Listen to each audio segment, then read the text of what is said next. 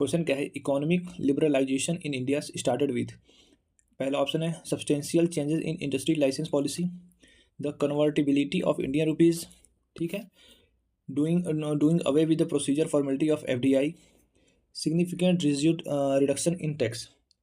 तो इसमें सबसे पहले हम ये देखेंगे, आप आंसर बताइए, तब तक हम क्वेश्चन बताते हैं। वीडियो पॉज कीजिए और आंसर बताइए। इकोनॉमिक लिबरलाइजेशन का मतलब होता क्या है?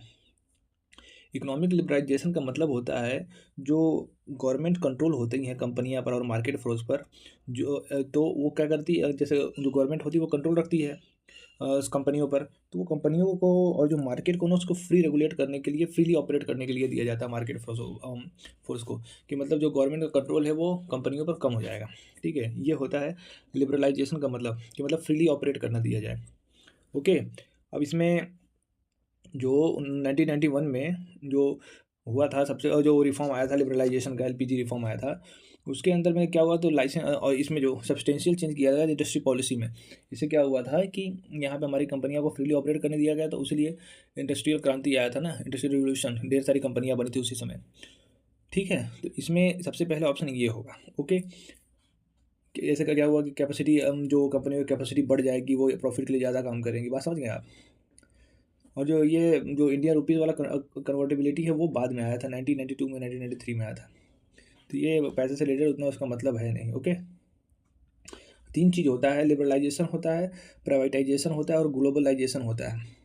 लिबरलाइजेशन का सिंपल सा मतलब होता है लेस कंट्रोल, मतलब लिबरलाइजेशन मतलब लेस कंट्रोल, गवर्नमेंट का जो कंट्रोल होता है वो लेस हो जाता है, बात समझ गए, कम करता है। ठीक है, और प्राइवेटाइजेशन का मतलब क्या होता है?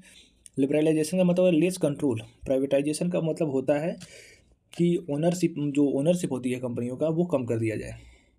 गवर्नमेंट की जैसे डिसइन्वेस्टमेंट होता है, जैसे एलआईसी को डिसइन्वेस्टमेंट करके उसमें अपना गवर्नमेंट शेयर कम कर ली, उस तरह से हो गया। कोई जैसे अभी एयर इंडिया था, उसको टाटा ग्रुप को दे दिया गया, वो सब डिसइन्वेस्टमेंट में आता है, बात समझिए, वो एक तरह से प्राइवेटाइजेशन है। ये ग्लोबलाइजेशन का मतलब क्या होता है? जो ग्लोबल लेवल पर अपना मार्केट, ग्लोबल लेवल पर अपना मार्केट खोलना, बात समझ गए आप। तो ये नहीं होगा, ये नहीं होगा, ये नहीं होगा। और टैक्स काटने से, टैक्स रिडक्शन से लिबरलाइजेशन का कोई मतलब नहीं है, और एफडीआई से भी नहीं। इसमें मेन होता है इंडस्ट्रियल चेंजेस, जो इंडस्ट्री का जो लाइसेंसिंग बनाने का था, जो कंपनी बैठाने के लिए लाइसेंस लेना था, उसको प्रोसीजर को मतलब आसान कर दिया गया था। बात समझ में आ गया? कोई दिक्कत? कमेंट जरूर कीजिएगा किसका किसका सही हुआ।